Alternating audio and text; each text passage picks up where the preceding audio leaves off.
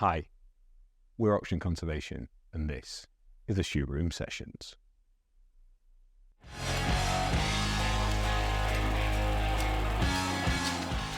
Chris, welcome back to the Shoot Room. Pleasure to be here. Can you tell people who you are and what you do? I am Chris White. I'm Director of Natural Capital at OC. Perfect.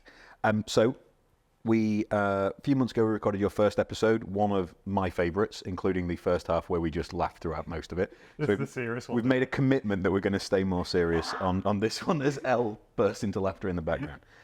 Can you give people an idea of what's changed in the carbon and the natural capital world since we last sat down and spoke with you?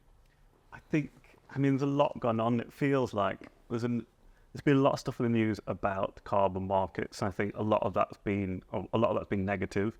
People have started to look more closely at carbon markets and carbon credits and offsetting. And there's been a lot of attention about some of the big schemes that are happening internationally and what's going on and how close people are being about verification and ensuring that the claims are valid, which, although I think is quite a difficult time for the carbon market, it's also been a really positive one in terms of if we're going to develop a really good and functioning market that allows people to offset properly and do it to quality, there needs to be a big investment in things like standards, governance, rules of play, and how we develop really good quality carbon credits.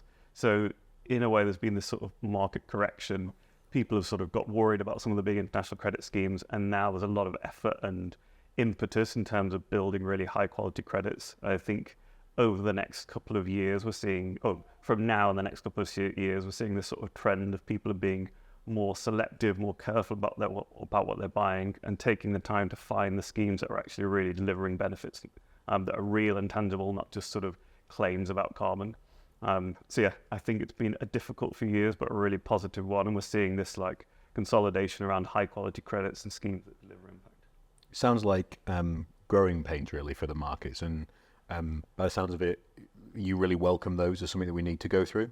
Yeah, I think it's necessary. I mean, there's been people worried about carbon credits and worried about being associated with greenwashing, and we're never going to get to a point where people are able to use carbon credit properly unless people have faith in the market and the ability of the standards to deliver impact.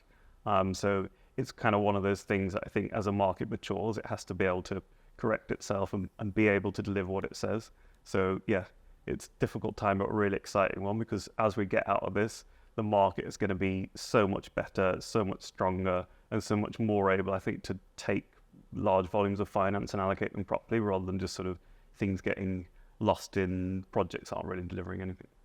So one of the biggest news stories is around where it was okay to use carbon credits and where it's not.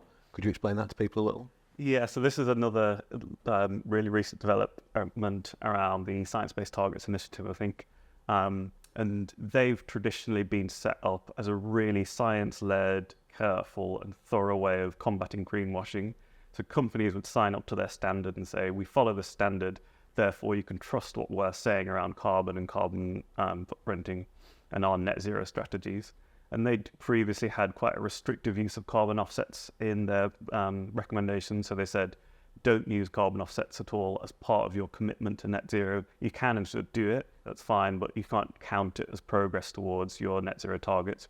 What you've got to do is focus on avoiding and eliminating emissions first, and that's the priority. And there's been a lot of talk about their policy and their standard, and it started in the last couple of weeks to go under some changes, whereby they started to say you can use carbon offsets as part of your Scope 3 emissions. So what you need to do is focus on reducing and eliminating your Scope 1 and 2 emissions through things like generating electricity or using fuel on site. But for those other more difficult, intangible ones, say through your supply chain or wider footprint, there can be a really important role for carbon offsets as a part of meeting your net zero strategies. And I think the key thing on the difference between Scope 1 and 2 and 3 emissions, Scope 1 and 2 are they're in your footprint, they're in your control, and it's sort of your responsibility to reduce them. Scope 3, they're essentially other people's Scope 1 and 2 emissions. So you've got to work much more in partnership with others to get there. And it's much more difficult to have direct control over those. And because they're also within someone else's Scope 1 and 2 emissions, somebody else should be reducing and eliminating those. So there is a really nice gap there where carbon offsets can play a really important role and an additional part of our strategy towards net zero. So you've always had a really high bar in terms of where you want the authenticity and credibility of what carbon's doing in the marketplace. Are you in favour of the use of offsets in those Scope 3 emissions? Yeah, I mean, I absolutely am. I think we can and should over time go further and further. I think we all, at some point, if we're going to meet our 2050 net zero targets, we'll all have a commitment to offsetting everything we do, and everybody will offset everything. I think it'll be done at a price which effectively puts a punitive price on carbon emissions and incentivizes people to avoid and reduce it. I mean, there's one thing around offsets and greenwashing. If they're sort of $5 a ton, it's never an incentive mechanism to reduce your emissions first. But if you are paying like, at £75, £80 a ton, then there is a real financial incentive not to do the carbon emissions in the first place. And when they're at that price point, they provide a really important price signal to stop putting your carbon into the atmosphere, and then also channeling finance to do something positive about emissions, which is just too difficult to tackle at this time. The one that really has crystallised for me in recent weeks, and he was actually reading Paula DePerno's book, Pricing the Priceless, that really brought it home that the absence of a price on carbon is the cause of climate change, because fossil fuels aren't sat there going, please burn me. They're being burnt by us because there's no impact in doing so. And I think we've got to really redress that balance. And the extension to that, I think, is the carbon markets and natural capital markets offer us the ability to repay the debt we've rung up with the planet over generations. And that debt is now being expressed with the interest. And the interest is climate change and biodiversity crisis and the planet getting increasingly angry and going, no, we want our money back, please. Yeah, and pretty much everything we do in a capitalist economy is done through markets and price signals. And we just have this big gaping hole around the environment where we're not sending any price signals not to do anything bad. Polluting rivers, carbon into the atmosphere, plastic wherever you like. So that's why companies do it and organizations do it, because there's no reason not to do it. We're not financially incentivized to do the right thing. In fact, a lot of the times we're getting perverse subsidies from governments where we're incentivized to do things which are actually really bad for the planet. There needs to be this correction in price signals, and we have to be under this situation where if we pollute, we have to pay the cost of that pollution. Otherwise, there'll never be the money to stop people doing it and then repair the damage from it. So moving into OC, what are your focus areas at the moment in terms of natural capital? What are you working on specifically? At the beginning of this year, so we're in Q2 24. End of April 24, yeah. End of April 24. So the first quarter was really exciting. We planted about 100,000 trees. The first lot of trees that went in at first few sites, which is very exciting.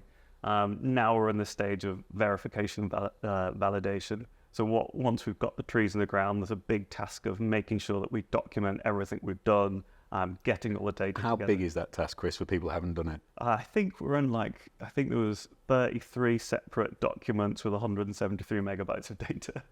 So just for people out there, when we're saying, farmers and landowners should be doing more of this type of thing, we just need to understand what we're actually asking them to do to register a project and to create the infrastructure to allow a carbon credit to be there. This is not simply buying a tree, putting it at the ground and saying, where's my credit, please? This is a sophisticated, in-depth process. Yeah, and it's really, it's about like the professionalization of doing this thing. So it's not it's not just a kind of, like say, putting a tree in the ground and doing something that feels nice and good. It's creating all the data sets and the ability to make sure that we can verify when our trees have gone in, how they're doing each year, how much carbon's actually being sequestered, and having a really strong evidence base to say that if someone buys one of our carbon credits, they can see where it is, which trees or which area of land is contributing to that, and actually see measurable progress towards the carbon being removed and stored in nature. Well, and that's the process from the tree going into the ground. Before that, there was years of land acquisition, multiple different forms of environmental, topographic,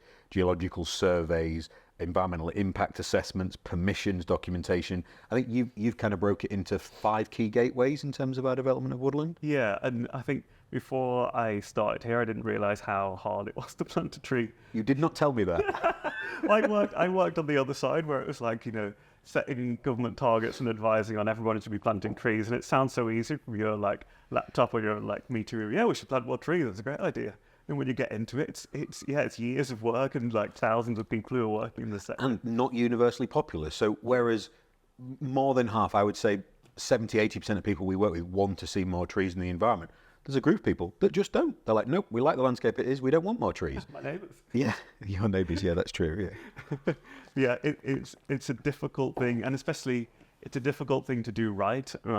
So you can just plant a scheme, put some trees in the ground, but if you're doing what we are saying we're going to do, which is design a woodland that's going to be there in 100 years and provide carbon and biodiversity benefits for the next century, you have to plan it properly, and you have to consider things like, what are the climate risks? Like, what is the situation going to be in 100 years? Are we going to be facing droughts and wildfires? What tree species is going to survive? How do we make sure that what we're doing now can last the test of time? Yeah, we've had to think about some non-native or non-traditionally native species because we need to be climate resilient in 100 years. And the risk is so many of the challenges. So we had Richard Kelly from Foresight in last week who have a different approach and they're more commercial forestry based, but lots of similar challenges. So the use of the land beforehand can really impact the trees going in there. Where's your labour supply? Because the people available for tree planting and design and stuff just aren't there yet. Where do you get the trees from? We've had to order years in advance to get integrity of tree sourcing of the right species. And then when you ask them to send them without plastic and not grown in peat, that's a challenge too, right? Yeah, there has to be a whole industry here which can deliver trees at scale in a way which is positive for the environment. I mean, next year we're looking at 2 million trees at Invergeld alone, and probably another 2 million at BN8. Say that's 4 million trees next year. There needs to be teams of people that are growing those trees. And we're going to have multiple years of planting like that. Yeah, this is just the beginning, and it's going to ratchet up year on year. And this is just us. Then there's other people doing it. If you look at what our national targets are for tree planting, we need a huge upskilling and upscaling of the sector across like every little bit of it, from nurseries that are growing the seed stocks to then tree planting teams and the deer management teams and the fencing team. We're sort of reshaping the whole landscape, which is really exciting. Amazing. So I've heard you talk about premium carbon credits. What do we mean by that? So I think absolutely key to any kind of premium carbon credit or any credit where you believe that you're going to get what you pay for is it's got to lock up the carbon that it says it's going to lock up. So there's got to be a real emphasis on external validation, so bringing in people who can make sure that they're all verifying your claims correctly, having the data and the evidence to say this is where the carbon credits are coming from, this is where it's linked to, and having that assurity that in 100 years' time that carbon will still be locked up and it won't be reverted to something else, the trees will be cut down. So there's a lot of work on the assurance side and making sure you've got the legal, the insurance, the team to back up the claims and evidence what you're going to do. And so that's on the sort of, we are going to deliver a ton of carbon side of things. I think what then tips it beyond that, so it's got to be an effective carbon credit in its own right in terms of storing carbon. It's then got to do more than just carbon. It's not enough, I think. I mean, society's facing a lot of problems, a lot of challenges. It's not enough to strip everything away and just say, we're going to lock up carbon and optimize that and do as much carbon as possible. We can't have a landscape which is just optimized for carbon. It's got to meet other challenges. So we know we need to tackle things like food production, energy production, rural housing, access to nature, biodiversity, water quality, flooding. There's a whole range of different challenges we face. And where we would see a premium carbon credit is something which not only does carbon well, but also contributes to those big challenges of society and uses the money that's raised through carbon to do things like provide rural employment, jobs, support biodiversity-led initiatives, improve water quality, and tackle some of those big solutions. And I think, again, it's not just enough to say that. There's got to be the data and the evidence that's measured that and shown that the money's come here, it's delivered this, and these are the real-world impacts from your carbon credits. So there's lots of different models out there of how people are trying to deliver carbon credits and other natural capital products and services. All ours are predicated on land we own and manage in the UK. Why is that important? I think, it's really difficult to talk about something like carbon, especially when you're talking about a carbon project and a carbon offsetting project somewhere on the other side of the world. We're doing some emissions here and then a forest is being planted somewhere else that will offset it. It's really difficult to make that tangible and impactful. I think what is key is being able to say, we know we've done some pollution here, we know we want to tackle it and do something about it, and then being able to go to those sites and see the impact of what that does. So seeing where the trees are, being able to swim in the rivers, engage with that, the site and the nature and the story itself. And I think that kind of personal connection and understanding of what your impacts are and how you've got to provide the money and the investment to repair the damage that you've done, it's a kind of essential component for what you're doing. Otherwise, it just becomes a spreadsheet game and just something that doesn't really mean anything to anyone. Yeah, in the absence of that ability to interact with it, to touch, to feel, to experience it, it's such a conceptual thing. Yeah. I think people find carbon and natural capital in general a difficult thing if you can't be up close and personal with it, and that's what we hope our product will be able to give to people, that ability to visit and interact with it. I think, and in a perverse way, like when you go out there and see this great forest that you've done supported through carbon offsetting, you're seeing the enormity of the physical impact of your pollution and your footprint. You know, a big organization that's planted a whole new forest, that's the damage you've done to the environment, and you've made reparations and you've undone that damage. But unless you kind of see it tangibly, you don't feel it like this is an impact. You know, it just becomes something that's sorted out in the accounts level. I think we need as people to have that story and that relationship things to be able to know this is what we've done to the environment and this is how we're going to make amends for it. So we've seen some really cool projects that have been done from an insetting perspective, where companies have bought land to inset their own carbon footprint with a nature-based solution and removal project. Now, they're often not externally verified. We are going to be externally verified in terms of what we do. Why do you think that's important? I mean, insetting is a really good solution for some organizations. It's a really difficult solution because it's not easy, as we Welcome to our world. Yeah. To buy and manage large estates and do it properly and manage teams and respectfully. And it's a lot to take on, and it is hard to know that what you're doing is going to last and to work and to make sure it's still going to be there in 100 years. And although it might be easy to begin one of those projects, what you would need is organizations that set up committed to deliver this over the long term, and being held to account by somebody who's there externally to look at progress every year, every 5 years, whatever it is, and make sure that the claims are being provided is happening and being delivered in real life. And I think that level of external verification, it's key to that whole idea of the trust and that ability to know that if you buy a carbon credit, there is actually some carbon that's being removed from the atmosphere and stored somewhere, and it's not a sort of, an accounting trick. And that we're not marking our own homework. Yeah, absolutely. Insurance. So with any form of big asset out there, you can insure it. You can insure your car and your home and things. How far are we away from a carbon product being insurable? Yeah, it's interesting. We've been talking to a number of different groups about carbon insurance, and when we first started speaking to the big insurers a couple of years ago, there was sort of almost no interest or awareness of this whole idea. Yeah, a bit of confusion as well. Yeah, when you sort of come insure a peat bog and sort of you see people's eyes glaze over. And now I think you can start having conversations about insuring trees because we've done it in timber. But this idea of we're insuring carbon, it's becoming an issue now, because when people are offsetting and they're paying a significant amount for carbon offsets in significant volumes, you suddenly have a lot of risk on your hands. If you've got millions of pounds locked up in carbon credits in a scheme somewhere, it pays to have that insured and to deal with things like wildfires, drought, heat waves, other issues that may come up in increasing and stable climate that could damage those carbon credits. So there is a need for being able to insure those risks and manage them. And what we're seeing now, which is really exciting, is startups coming in to kind of fill those gaps. I think we had Keita on the other day on the podcast, but there are these organizations that have come in, seen the problem, and tried to design these sort of innovative mechanisms that allow people to say, this is risky, it's a long-term project, this woodland's going to be here for 100 years.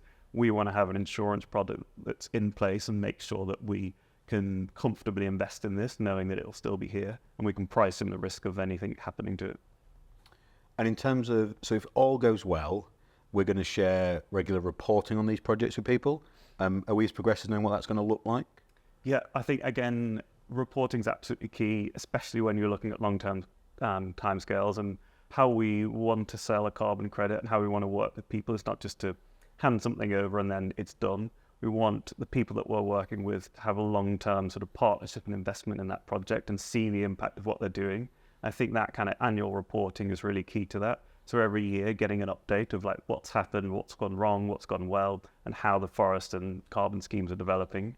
And then beyond that, what the wider impacts of that scheme is doing. So there's so many really interesting and unique stories that come out of that. So how's the scheme doing for biodiversity? What's happened to species abundance and what's happened to water quality? How's it affected flood risk? And having this understanding of the wider impacts of what the scheme's delivering allows, again, the people who are investing in these credits to see where their money's going and what it's doing, and tie that into their reporting and their ESG agenda and start talking about the good that they're doing with the money they're investing. So yeah, we've been working on our impact reports, and we've been doing them internally so far, just so we've got that sort of structure and way of measuring our impact, which it sounds easy to do, but the more you look into it, the more it sort of unravels and gets more and more complicated, because we're trying to look at sort of every aspect of these schemes and understand what data is really key to measure, what are the best ways of collecting that data, and then reporting it back to people so they can see what their scheme's doing. So where we are at is we look at 5 different sort of natural capital assets and have a set of data that measures the condition of each of those assets over time. So we look at things like ecosystems, species, water quality, soil quality, and atmospheric conditions, so things like weather, climate, and carbon. And then we also look at the impact that those projects are having. So how many jobs are being provided, how much carbon's being locked up, what's the impact on things like food production or energy, and all the sort of the social environmental impacts that we're trying to deliver through the scheme. Some of my favourites so far are, based on this last round of reporting, we found out that by acquiring the 30,000 acres of Portfolio 1 that we have at the moment, we've connected to a further 90,000 acres of land for conservation, which is unbelievable. Yeah. And yeah, it's really exciting is that like that idea of bigger, better, more connected spaces. So it's not buying isolated schemes, it's connecting up areas of woodland to other areas of woodland, and the impact you can have outside working with the people outside of your land holding is really exciting. Yeah. I think some of the other stats, like this now, is it 70 families that are like living across the estate, which is more than the whole team. Yeah. It's support, like each of these projects is now becoming one which supports people and livelihoods within the rural environment, as well as sort of repairing nature. And it's worth a shout out to the people listening to this. So the reach of the podcast and the media type stuff. I think in Q1 alone this year, we had something like 250,000 interactions across social media of our various platforms, which is just testament to Josh, Elle, and Abby for making that a possibility, and for you guys listening. So thank you very much. We talk about, the other bit I want to touch on is, I love the way within that suite of metrics, you've always been insistent on aligning them to the UN sustainability goals. Why do you think that's important?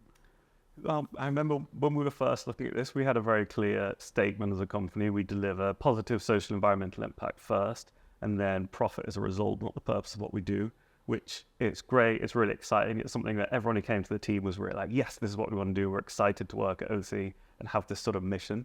And then when you start to unpack it, you're sort of like, so what do we actually do? What is it in terms of social environmental impact? And so where we linked that to was the UN Sustainable Development Goals, which is sort of, broadly agreed as this is what we need to do if we want to deliver environmental, economic, and social sustainability in the next few decades. So linking our projects to those goals allows us to know that the things that we're targeting are the things that are important to society, and gives us a measurable framework and set of principles that we can follow and say, we're going to deliver our environmental social impact first through this method, and these are the goals that we want to help deliver. We've literally just launched our ecotourism brand, Oxygen Escapes, and a key part of that is giving people the ability to access and visit the sites. How important is that to the integrity of our carbon products, do you think? I think, yeah, I mean, it's one of the things that makes this really exciting, is that ability to not just talk about carbon and have it as a thing on a spreadsheet, but to see it in person, to see the context it's in. I mean, we talk about tree planting and you get into like numbers, so, planting 1 million trees. It doesn't really mean anything to anyone, but if you go into a valley in Scotland and you see 1 million trees, it like takes your breath away, the scale and the impact that's having on the landscape. I think when you take people to the sites, that's when it all comes alive and becomes really real and tangible and exciting. It's when it moves from being something you kind of have to do because everyone's got to be net zero now, to being something that you're excited about doing and proud about doing, and becomes something that's really important for that organization. Those moments, I think, are really exciting. It's why, and we've seen it so many times with people who see these landscapes for the first time, especially in the Geldy or at Leon, where it is just a completely different environment which people have experienced. It is gently jarring, and it's like, oh, wow. And you'd see the Leon's the most impressive one, because you see people's heart rate change and their breathing and their shoulders drop, and they just relax in a way that within minutes of walking in there, it's truly magical. It's amazing taking people from the team or the interns when they first go to one of the sites. Yeah. Like they've heard a lot of stuff, then they get and there. seen the photography and the videos. And yeah, stuff. but they all, like every one of us, you all have that moment where you get there, you're just like, there's something really special and exciting about this moment. I had one intern last one say, going to Monaco was like meeting a celebrity, because we've made so much of the estates and showcasing them that they felt that the estate was famous, which is super cool. Yeah, and I think that's something we want to kind of reflect in the carbon credits we sell. We don't want our credits to just be a generic carbon credit. Each one is linked to the landscape and the people and the environment and the species that live there. And each one is going to be different and feel different and look differently. We want to have, we want to have a place where the right partner for each project is able to go there and see it and find something that's meaningful to them, and not just buy a generic credit. Yeah, it's a partnership, not a transaction. A Geldy credit. And the beauty of that, I think, is it allows that partner to access the most incredible collection of photography and videography and stories from that place. And I think if you split that amongst various buyers, no one really owns it and can connect with it. Whereas if we have the right brand partner for each of those projects, oxygen conservation with X at Y, not necessarily X, but Elon, if you're listening, I'm open to the conversation. But that's the key bit, finding those partners. So what are we looking for in those, Chris? The first thing is that we want someone who's going to back what we're doing and share the vision and do something more than just a carbon credit exchange. So for us, this is not just going to be the sale of carbon credits. It'll be the launch of a long-term partnership where we're working with this organization to do these really exciting projects. So it's key, I think, in our partners that they have this long-term exciting ambition that they want to have an impact and do something really special and elevate the story beyond just a transaction. It's got to be something where we want to be talking about it with them for years to come and being excited about it and sharing it and using it as an example to others to say, this is how you can do it. This is how you can have real impact with your carbon offsetting schemes. Yeah, we need to elevate the whole natural capital economy, right? Yeah, like how when Tesla made the first sort of good electric vehicle, it elevates the whole idea of what... Someone should write that in an article, Chris, shouldn't they? It's true, because the electric vehicle was a milk float. Everyone mocked it horrendously, and then the Model S arrives, and it's like, wow, it is such a transcendent, game-changing moment. It just changes. Usain Bolt breaking 100. Everyone remembers. It's like, whoa, he broke it by so much. Yeah, exactly. And it's what's previously been like risky, greenwashing, like not very seen as particularly desirable thing. When we launch a really good carbon credit and do something really special with it, it will so far change the perspective of what a carbon credit is and should be, that it will raise the industry to a different place, which is where it needs to be, because if we're going to tackle climate change, we need credits to be able to do this. In my dream scenario, we have that right brand, that partner that is so cool it excites the hell out of us. The Googles of this world, the Microsofts, somebody who's so transcendent, it makes that leap, and we sign an agreement that they say we want the 1 million tons of carbon across the portfolio, because the association of the integrity of what we're delivering, the scale of environmental impact that 1 million tons represents, and that brand, that moves the entire natural capital economy forward a decade in a deal, and that's the leap we need to make. I think there's a key... You need to be out there. Well, the key thing there about, like, we're not necessarily looking for the perfect partner that has everything all set up sustainably wise and has a ESG strategy that's fully perfect, because there are very few of those, and pretty much everyone, like we ourselves, we're on this journey to net zero, and it takes... And it's hard. Yeah, it's really difficult, and it doesn't have to be someone who's perfect. It just has to be someone who has made that commitment and wants to get there and is looking for a really good and solid way of doing it. And we've talked about, how far along the spectrum of sort of negative impact would we go and who would we sell for. But a key thing, I think, is we can't do a partnership with someone who's going to bring the other partners we have into disrepute. No. And everyone we work with has got to be committed to net zero, committed to biodiversity, positive, and wanting to do the right thing. So yeah, they've got to have that ambition, vision, excitement about what we do, but also that commitment to sustainability while not necessarily being perfect, being firm about the direction that they want to go with. You mentioned it before, our sort of philosophy and mission as a company is positive environmental and social impact. How does the social side of this come into our carbon work, Chris? It's hard. It's hard to do a lot of things in a project. If it was just planting trees and sequestering carbon, it would be easy. But what we're trying to do with, relatively easy to plant 5 million trees in 24 months. But yeah, when we're trying to do a project, we're not trying to just get as many credits and trees as possible. We're trying to create a landscape that over the next 100 years is going to meet a number of key societal uses. So it's got to be supportive of jobs. It can't kick people out. There's got to be access to nature. It's got to support access and engagement with nature, because people who are going to those sites are going to be the next future generation of conservation leaders.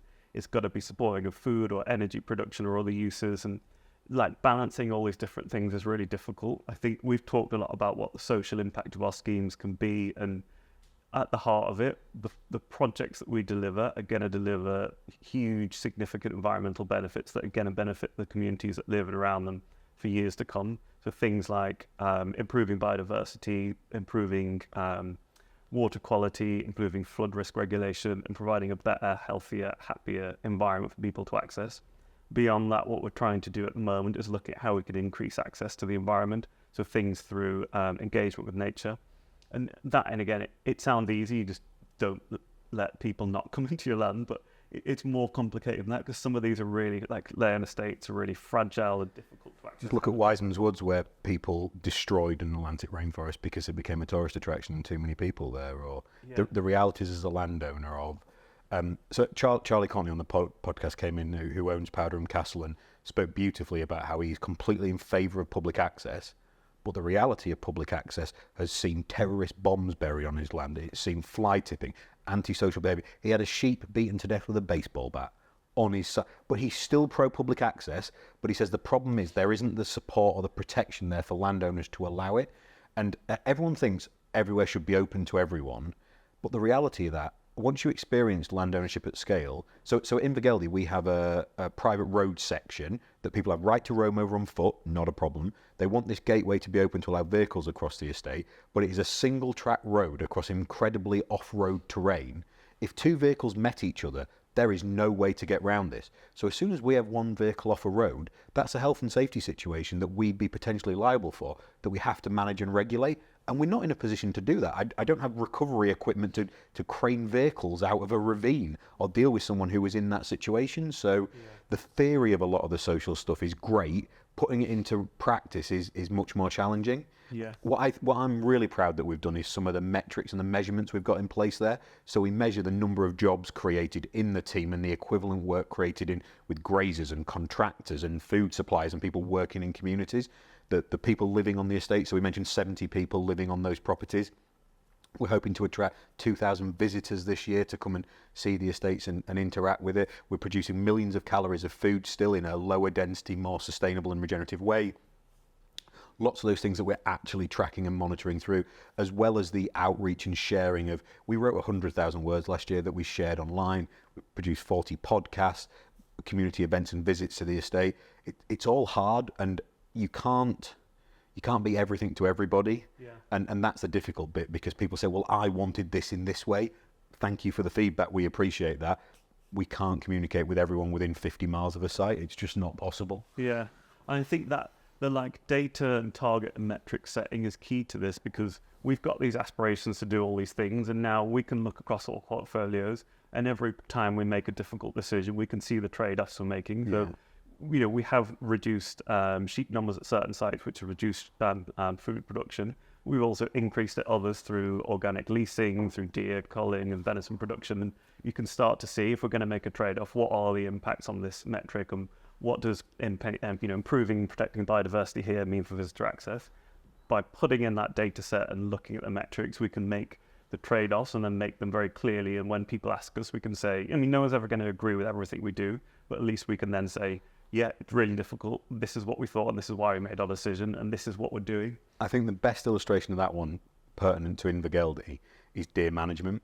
So we acquire a site, we learn to start with, and deer management and the challenges associated with deer numbers in Scotland is a really, and you can read about this in the book, is a really interesting experience that I thought one thing, listened and learned, changed my view, listened and learnt again, met more of the community to understand a range of opinion, because when we first started going to buy land in Scotland, we were in an echo chamber, or an information bubble actually. We were only hearing from private landowners with their private staff on site.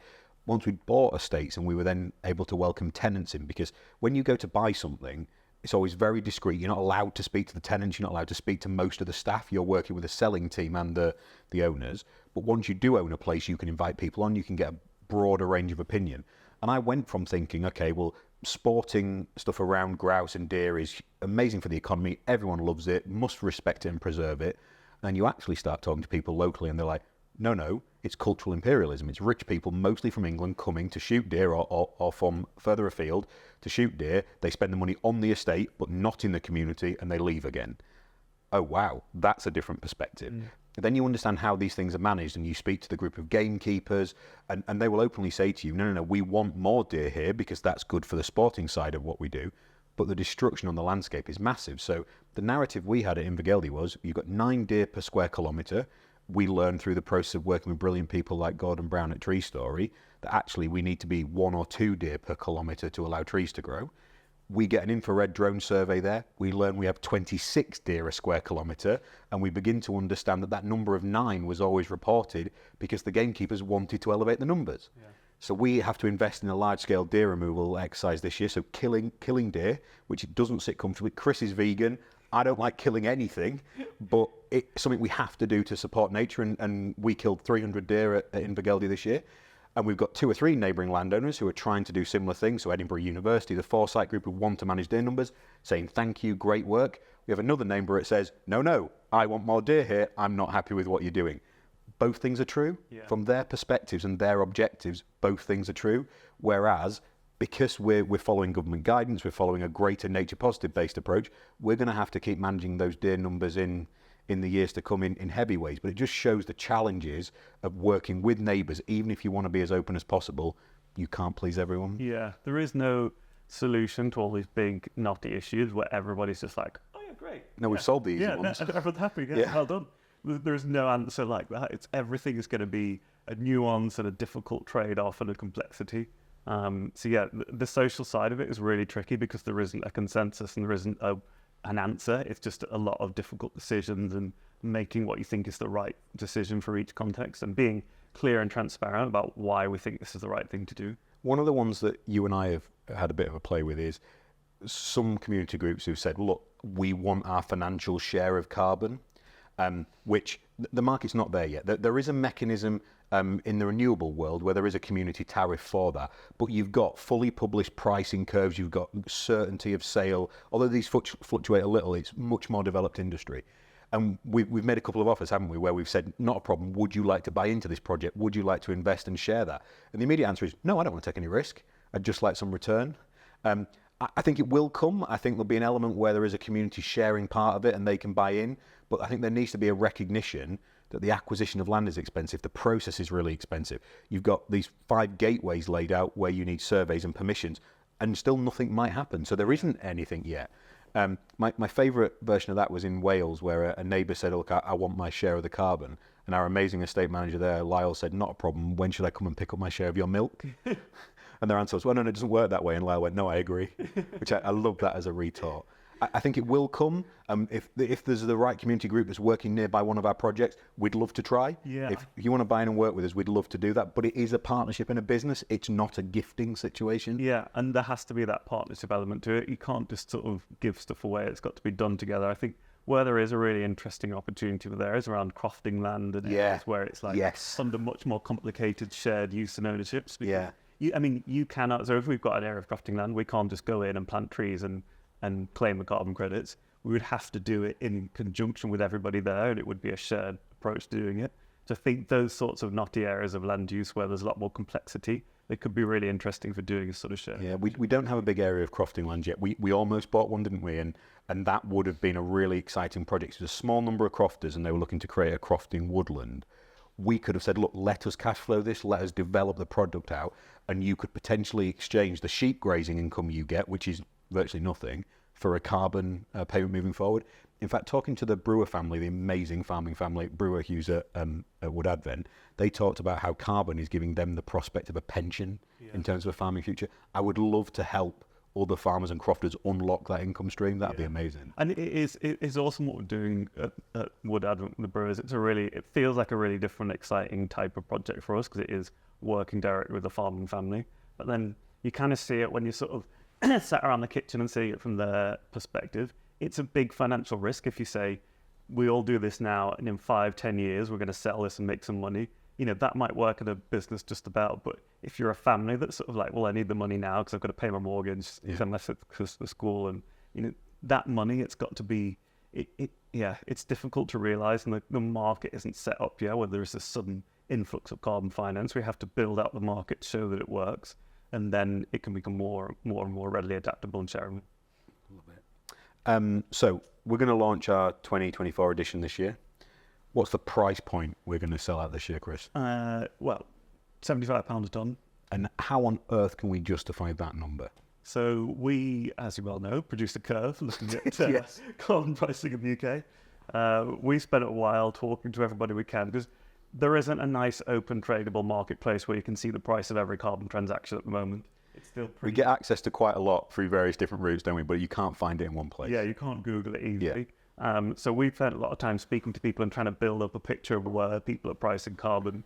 It seems like there's at least a clear divide between fairly cheap credits, where you're just doing enough to get in the money to cover the cost of a project, and often those projects are incentivized to be a mix of commercial woodland with maybe some biodiversity, or focus on the commercial side. And they're the sort of things that will be underpinned by the government guarantee in terms of that price. So £30 a year now, something like that? Yeah, 25, 30. But those kind of projects, the carbon isn't enough to make it a pure sort of focused natural restoration project. So it's sort of bringing in another revenue stream to another kind of project. At the high end of the market there's a cluster of people trying to sell credits around 75 a tonne. So people like Carbon. So they're looking at it from the other perspective. What's the most biodiverse and nature-friendly scheme you can do? And working back from that, what would it cost to actually deliver something if we want to do it in this really high-quality, nature-focused way?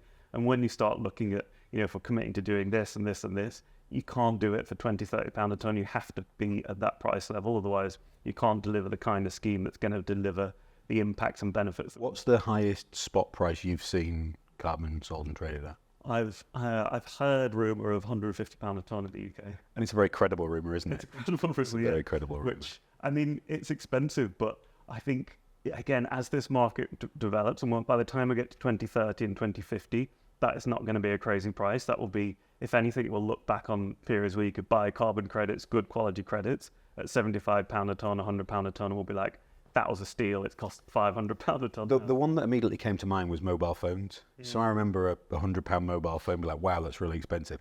People are now paying £1,000 for an iPhone. Yeah. So that transformation in terms of the comparative of product, they're not the same things. Markets will offer you a range of services. You can have a Vauxhall, you can have a Tesla. I'm not going to give any other market examples. But I think that we are seeing that, and we are aware of documented sales 75 and above of small quantums of credit. So I think I'm hopeful this year we will see that price. And the other thing about our approach is hopefully we will be able to be really open and out there with that and help grow the market as a result. I think as well, a key thing is the price should be punitive. It shouldn't be £1 a tonne, because that wouldn't provide any price incentive to reduce and avoid your emissions first. We were approached by one really famous private bank who said they wanted reassuringly expensive carbon, didn't they? Because they recognised we cannot defend ourselves. If we buy something cheap, we can't say, oh, we didn't know. Yeah. Because you're willingly accepting the risk associated with it. Yeah. And so I think having that at a price point where we're saying it's going to cost, it's essentially putting a price on carbon. If we set it too low, it's saying it doesn't really matter. And that cheapens the whole purpose of what we're trying to do, which is actually try to find a way to tackle climate change and biodiversity. So what's our quantum of credits you think we'll be able to offer in 2024? So it looks like we've finished planting at 3 sites, which is exciting. So we'll have our first 3 projects validated this year, hopefully. So the first one will be at Leon and Dartmoor, which will be about 10,000 credits. There'll be one in North Yorkshire, which will probably be about 15,000. And then one in Wales, it'll probably be about 35,000. Wow. So, I mean, it sounds a lot, but this is like a tiny contribution to our footprint. If you look at the global or the UK's footprint and what we need, if we're going to offset all emissions, we need to be doing this at a scale that's 10 times bigger than this, and then 10 others need to be doing it at a scale that's 10 times bigger than what we're doing. So this market needs to grow and grow and grow. So speaking of 10 times bigger, and once we're fully planted across the portfolio, what is the quantum you think we're going to be able to deliver by 2027? I mean, that's where it gets exciting. I think at that point, when we've got the 2 Scottish sites, we should be looking for at least 1 million tonnes of carbon. If we finalise on the next site that we're looking at, it could be up to 2 million tonnes of carbon by 27, which that feels like a more tangible contribution to the UK's climate footprint. It's incredible. Where can people find out more if they want to know about our products, Chris? We have a fantastic website thanks to Elle and Josh. So if you look at oxygen conservation, and there's a link there to natural capital and carbon credits with some beautiful imagery and what we think are the sort of principles and impacts of carbon, how we want to sell carbon and what we think it can deliver. Chris, that's amazing. It's been brilliant to bring you back for episode 2. The progress made between 1 and 2 is just staggering. I'm so excited for what the rest. First one we just talked about Greg's. And cricket. And cricket. And Greg's and cricket. We can do some more of that afterwards. But Chris, thank you so much. It's an absolute pleasure. Thank you. Bye, guys.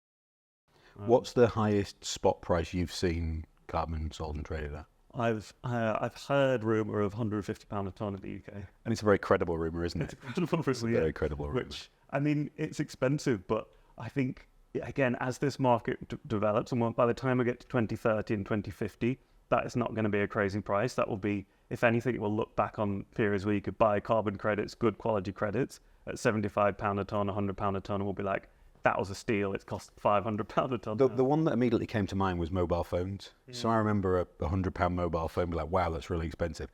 People are now paying £1,000 for an iPhone. Yeah. So that transformation in terms of the comparative of product, they're not the same things. Yeah. Markets will offer you a range of services. You can have a Vauxhall, you can have a Tesla. I'm not going to give any other market examples. But I think that we are seeing that, and we are aware of documented sales 75 and above of small quantums of credit. So I think I'm hopeful this year we will see that price. And the other thing about our approach is hopefully we will be able to be really open and out there with that and help grow the market as a result. I think as well, a key thing is the price should be punitive. It shouldn't be £1 a tonne, because that wouldn't provide any price incentive to reduce and avoid your emissions first. We were approached by one really famous private bank who said they wanted reassuringly expensive carbon, didn't they? Because they recognised we cannot defend ourselves. If we buy something cheap, we can't say, oh, we didn't know. Yeah. Because you're willingly accepting the risk associated with it. Yeah. So I think having that at a price point where we're saying it's going to cost, it's essentially putting a price on carbon. If we set it too low, it's saying it doesn't really matter. And that cheapens the whole purpose of what we're trying to do, which is actually try to find a way to tackle climate change and biodiversity. So once we're fully planted across the portfolio, what is the quantum you think we're going to be able to deliver by 2027? Yeah, I mean, that's where it gets exciting. I think at that point, when we've got the 2 Scottish sites, we should be looking for at least 1 million tonnes of carbon if we finalise on the next site that we're looking at, it could be up to 2 million tonnes of carbon by 27, which that feels like a more tangible contribution to the UK's climate footprint. It's incredible.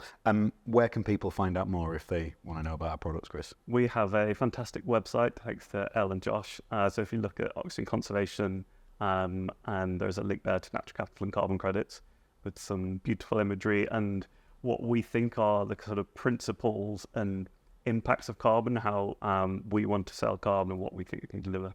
Chris, that's amazing. It's been brilliant to bring you back for episode 2. The progress made between 1 and 2 is just staggering. I'm so excited for what the rest. That's one we just talked about, Greg's. And cricket. And cricket. And Greg's and cricket. We can do some more of that afterwards. But Chris, thank you so much. An absolute pleasure.